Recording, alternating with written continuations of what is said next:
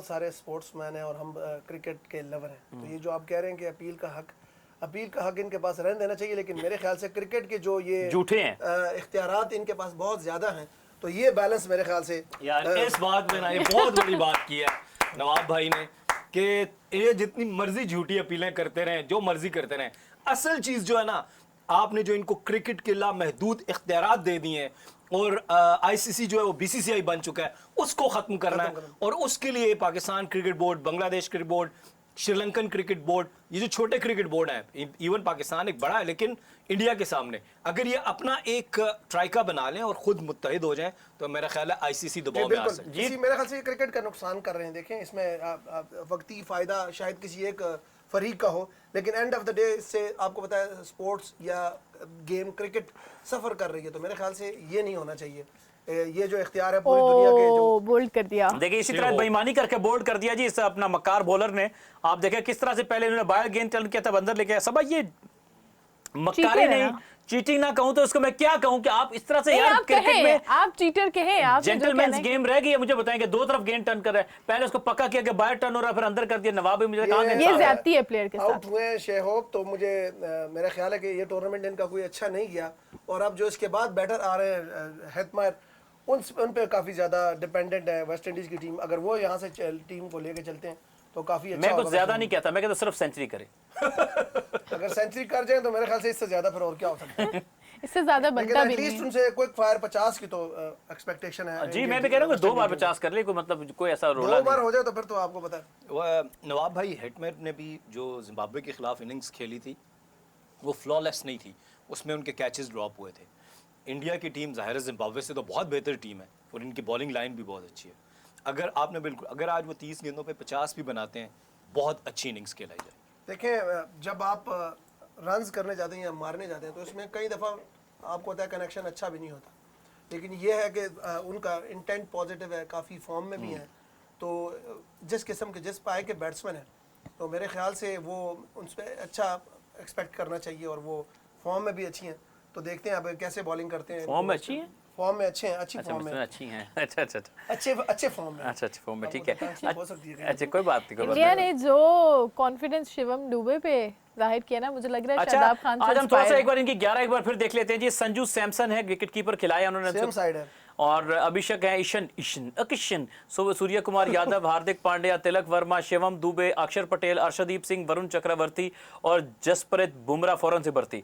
अच्छा, अगर आप हमें प्लीज अगर वेस्ट इंडीज की भी साइड, वेस्ट इंडीज की टीम में मेरे ख्याल से एक चेंज हुआ है, जी आ गए जी। शे होप हैं, रॉस्टन चेज हैं, शिमरन हेटमायर हैं, Rovman Powell, Sherfane Rutherford, Jason Holder, Romario Shepherd, Matthew Forde, Gudakesh Motie, Akeal Hussain. अच्छा अकील हुसैन है जी, अकील हुसैन है। स्ट्रांग बॉलिंग लाइनअप है जी, वेरी नाइस, एक्सीलेंट किंग की जगह जी। किंग मोती और अकील हुसैन दोनों स्पेशलिस्ट स्पिनर्स हैं, फिर उनके साथ शमर जोसेफ स्पेशलिस्ट फास्ट बॉलर है, फिर दरमियान में उनके पास जेसन होल्डर भी हैं।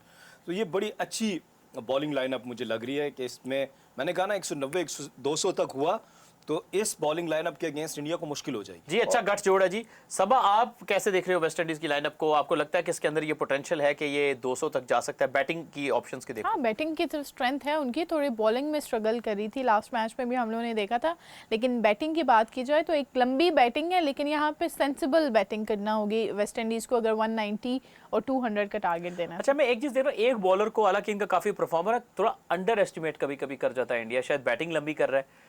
आपसे सवाल है, क्या कुलदीप यादव को होना चाहिए था? क्योंकि स्पिन मुश्किल कर रही है और वो एक ऐसे स्पिनर के उनकी और वरुण चक्रवर्ती की जोड़ी बने तो वो 8 ओवर मुश्किल हो जाते हैं एक्सरसाइज के। कुलदीप यादव को मेरे ख्याल से इन्होंने टीम में इसलिए डाला कि वेस्ट इंडियन टीम में लेफ्ट हैंड बैट्समैन जरा ज्यादा हैं, तो इसकी दूसरी वजह ये भी है कि शायद वो ऑलराउंडर्स रखना चाह रहे हैं।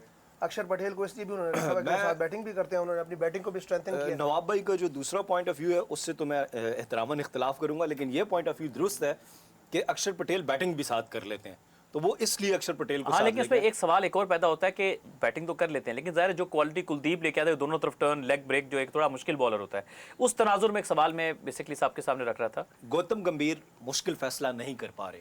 गौतम गंभीर अंडर प्रेशर हैं हारने के बाद, जब वो बड़े मैचेस हारे हैं, साउथ अफ्रीका से हारे हैं, तो उनके ऊपर प्रेशर आ गया। एक बुरा मैच खेल जाने से टीम का पूरा मोरल डाउन हो जाता है। तो गौतम गंभीर अगर बहादुरी का फैसला करते तो मेरे नज़दीक कुलदीप यादव को होना चाहिए था। वो प्रॉपर स्पिनर है और वो कोई भी राइट हैंडर बैटर हो, लेफ्ट हैंडर बैटर हो, वो सबके लिए मुश्किलात खड़ी करते हैं। सो कुलदीप यादव को बाहर बिठाना इट रिफ्लेक्ट्स के गौतम गंभीर अंडर प्रेशर। आप सही कह रहे हैं, देखिए, लेकिन ये यहाँ पे कोच और कैप्टन या थिंक टैंक के माइंडसेट का भी पता चलता है यहाँ से कि वो अटैकिंग जा रहे हैं या डिफेंसिव जा रहे हैं। मेरे ख्याल से ये उन्होंने डिफेंसिव जो है ना वो मूव किया है। अप्रोच। ये सबा आपको क्या लगता है कुलदीप को, क्योंकि कुलदीप एक ऐसे स्पिनर है जो कि रिस्ट से चेक नहीं होते और दोनों जब ब्रेक होते हैं बॉल तो वो बैट्समैन के लिए बड़ा मुश्किल हो जाता है और बड़े तजुर्बेकार स्पिनर हैं। तो उनको कॉन्स्टेंटली हम देख रहे हैं कि बाहर बिठाया हुआ है सिर्फ अपनी बैटिंग को लंबा करने के लिए। इंडिया जो दावा करता है कि जी हमारे ये बड़े सूरमा खान है जी, एक हमारे पास सुपरमैन है, एक बैटमैन है बैटिंग पे, एक फलाना मैन है, गेट मैन है, तो उसके बावजूद भी अगर आपको एक ऑलराउंडर की बैटिंग पे अगर आपको Excellent shot, what a shot. ओए हाय क्या शॉट है, वाओ देखिए ये वाओ वाओ वाओ, बहुत आला शॉट यार। मेरे ये ख्याल सब से ये बॉल इतना पीछे नहीं था और बड़ा जबरदस्त शॉट इन्होंने लगाया, ये पुल करके गेंद को मिड ऑन के ऊपर से Almost छक्का उन्होंने लगाया। front foot पे Front pull कर foot लिया, पे ही pull वो कर देखिए दिया। वो इतना खिंचा हुआ बॉल नहीं मैं था। समझा कहने लगा अल्लाह ने जजा दे। अच्छा खैर जो तो सबा की कुलदीप तरफ आप अपने माइंडसेट से, अपने जहन से क्या क्या अपने दर्शकों से वो कुछ भी कह सकते जैसे हैं सबा, उनके। ये आप बात- कुलदीप की बात कर रहे थे आपके अक्षर पटेल, तो इंडिया जो अपनी बैटिंग स्ट्रेंथ को और लंबा कर रहा है क्योंकि दोनों कर लेते हैं, ऑलराउंडर हैं, बैटिंग भी कर लेते हैं, विद द बैट भी परफॉर्म कर देते हैं।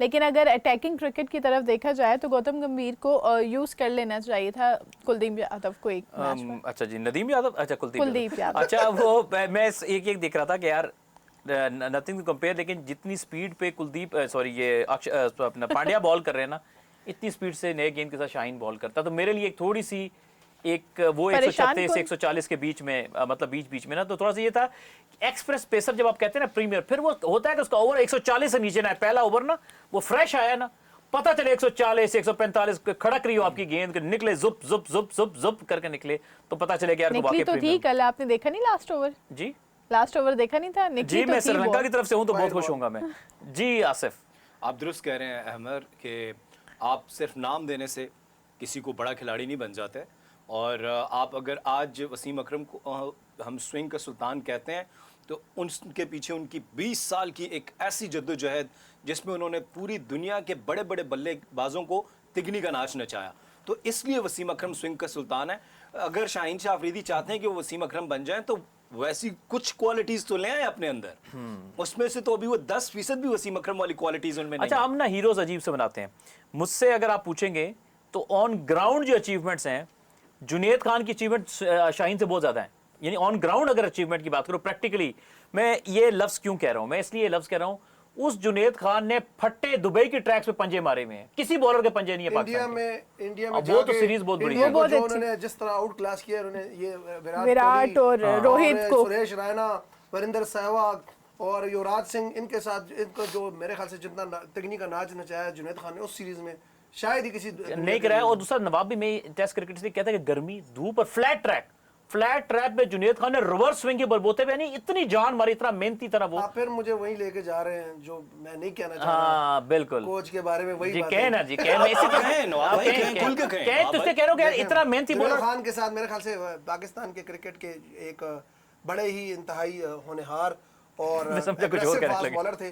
बड़ा अनफॉर्चुनेट रहा कि उनका जो उनके टाइम पे कोचिंग में वकार भाई थे, तो वकार भाई का उनके साथ जो है ना कोई मेरे ख्याल से कोई पर्सनली होगा इस तरह का, तो उनको बड़ा गलत मिस यूज़ किया उन्होंने और पाकिस्तान का बड़ा नुकसान हुआ है क्रिकेट का। वाला अमर, ये बहुत ही अनफॉर्चुनेट है कि जब भी वकार यूनुस कोच रहे हैं पाकिस्तान टीम के, तो बड़े बड़े जो स्कैंडल्स हैं प्लेयर्स के, वो वकार यूनुस साहब के साथ आए हैं। चलें एक मैं शेयर कर देता हूँ आपके साथ, एक खिलाड़ी का नाम मैं नहीं बताऊँगा क्योंकि उन्होंने मुझे मना किया है।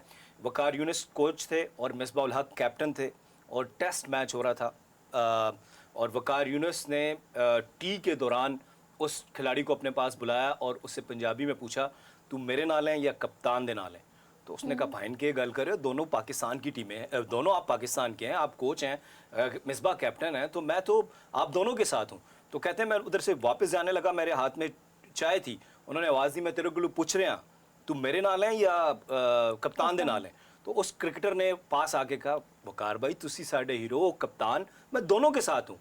तो वंस अगेन जब वो निकलने लगे तो वकार यूनुस ने आवाज़ दे के कहा तेनू दसना पेगा कि नाल है। तो उन्होंने मुड़ के कहा जी मैं कप्तान के साथ हूं।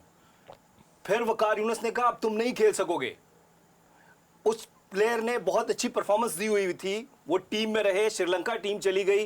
वो कहते हैं कि कुमारा संगकारा और महिला जयवर्धने पिटाई कर रहे हैं पाकिस्तान की और मुझे बॉलिंग नहीं दी जा रही। पूरे दिन के 60 ओवर्स हो गए हैं। मैंने मिसबा से जाके कहा मैनू बॉलिंग क्यों नहीं दे रहे, तो मिसबा ने कहा मैनू कोच ने मना किया बॉल नहीं कराने। और फिर रिकॉर्ड पे है कि वो टेस्ट क्रिकेटर अपनी 100 विकेट्स पूरी नहीं कर पाए और उनको रिटायरमेंट लेनी पड़ी। देखें अब ये इस माइंडसेट के साथ जब कोई आपकी देखें टीम में चाहे कोई भी वो बंदा ये उस खिलाड़ी ने मुझे खुद बात ही बताई है, और अगर वकार यूनुस साहब या कोई क्लेम करेगा तो मैं आके ऑन ऑथ भी ये बात करने को। अच्छा ठीक है जी नवाब भाई, आप जी बिल्कुल ठीक। मैं कह रहा हूं, देखिए अगर हमारी कोई जो समझ ले कोचिंग स्टाफ में से या कोई भी हमारी टीम का एक मेंबर जब ये बातें करेगा एक किसी प्लेयर के साथ, तो वहाँ टीम का मोराल क्या होगा? क्या मोराल होगा जो आपका इतने अच्छा बड़े- इसीलिए कहते हैं ना इतने बड़े- ये जो बेसिकली हम जो अक्सर मैं जिक्र करता हूँ कोचिंग कोर्सेज में हमको क्या सिखाया जाता है। कोचिंग कोर्सेज में आपको एक मैन मैनेजमेंट, डिफरेंट तरह के स्किल्स सिखाए जाते हैं। जब आप सीखते हैं कि प्लेयर्स की पर्सनैलिटी, अक्सर आपने एक और बात भी सुनी होगी, यार ये फला प्लेयर है, यंग बच्चा होता है ना 17 साल का 16 साल का क्यों ना हो, और यार नहीं उसका एटीट्यूड का इशू है। यही अब कोच का काम है, ये चैलेंज है कोच जी, के लिए बिल्कुल।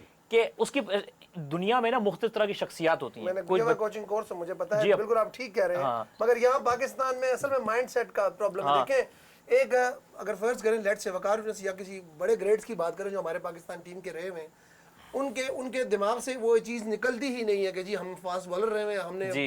पाकिस्तान के को इतने सारे मैच जिताए हुए हैं। आपका वो पार्ट एक गुजर गया, हो गया, ख़त्म हो गया। अब आप आगे देखें आप किस पोस्ट पे आ गए, आप क्या कर रहे हैं। आप पुराने एरा से निकले हैं, अब आपने जो आउट किए हैं या जो आपकी पाकिस्तान के लिए कैप्टनसी की है या जो आपने अचीव किया है वो एक रिकॉर्ड बन गया है। तो अब अगर आप पाकिस्तान को कोई और आपको खिदमत मिली हुई हैं तो आपको एज ए पाकिस्तानी सोचना चाहिए कि अच्छा इसमें आसिफ अब आपकी तरफ आता हूँ। मैं ये कह रहा था कि इसीलिए कहते हैं स्पेशली हमारे कल्चर में कि बड़ा प्लेयर क्यों बड़ा कोच नहीं बन सकता। मैं सबको नहीं, ज़्यादातर क्योंकि उनके अंदर से अपनी क्रिकेट नहीं बाहर निकलती। जब आप कोच है ना तो आपका प्लेइंग कैरियर खत्म। अब you are nobody as a player, ठीक है। आप अब कोच हैं, कोच क्या होता है, वो एक फादर फिगर होता है प्लेयर्स के। बहुत अच्छा, बहुत अच्छा, बहुत अच्छा, बहुत अच्छा, बहुत अच्छा जनाब अली, बहुत अच्छा जनाब अली। शॉर्ट बॉल नहीं था बिल्कुल, उसको उन्होंने पिक बहुत अच्छा यही किया। इनका क्वालिटी है। ये ये तुम्हारा- अगली लेंथ से भी जो पुल करते हैं जिसे नॉर्मली आप पुल नहीं कर सकते, यही इनके एक्स्ट्रा ऑर्डिनरी शॉट है। अच्छा मैं एक और चीज़ बता दूं बड़ी इंटरेस्टिंग जो इस मैच में सबसे ज़्यादा मेरे ख्याल से डिफरेंस डाल सकती है कि अभी वो दिखा रहे थे वो जो ट्रॉली टाइप छोटी सी वो जो कैमरे को लेके चल रही थी जी, जी, जी, जी, उस पे दिखा रहे थे कि वो उस पे ड्यू लगा हुआ है। तो मतलब तो मुझे लगता है कि ड्यू फैक्टर आज मैच में है और वो एंड में जो है ना बड़ा फर्क डालेगा। जी जी बिल्कुल सही कह रहे हैं। और ये जो बात आप कर रहे थे, if you allow me Amar, जी जी जी जी इफ यू अलाउ मी जी जी जी अमर, अब देखें पाकिस्तानी बड़े प्लेयर्स और दुनिया के जो बाकी बड़े प्लेयर्स हैं उनका फ़र्क देखें। ये बात मुझे इमरान फरत ने बताई है जो पाकिस्तान की, मेरे ख्याल है अभी पीछे वो किसी मैनेजमेंट में भी थे, हाई वुमेन्स परफॉर्मेंस टीम के भी वो देख रहे थे। जी जी। तो वो एयरपोर्ट में उनसे मुलाकात हुई तो उन्होंने मुझे बताया कि ब्रायन लारा का कैरेक्टर ये था कि मैं उनके खिलाफ मैच खेल रहा था वर्ल्ड 11 का। जबरदस्त shot। तो कहते हैं मैंने एक छोटा-छोटा। कट शॉट मारी, चौका हुआ, मैंने पुल किया, एक और चौका हुआ, और फिर तीसरी शॉट में दूर से खेलते हुए आउट हो गया। तो ब्रायन लारा उस वक्त एक्स्ट्रा कवर पर फील्डिंग कर रहे थे, तो उन्होंने मुझे बुलाया जब मैं जा रहा था, सन कम हियर, कहते हैं मैं रुक गया। उन्होंने मुझे उसी वक्त खड़े हुए एक्स्ट्रा कवर मुझे बताया, if you want to become a great player do not play away from the body, you can go, good luck for the future. ये होती है कि बड़े के यार उसने, ब्रायन लारा ने ये नहीं सोचा कि ये किस टीम का है, ये कौन है, इसको बताओ इसके अंदर पोटेंशियल है।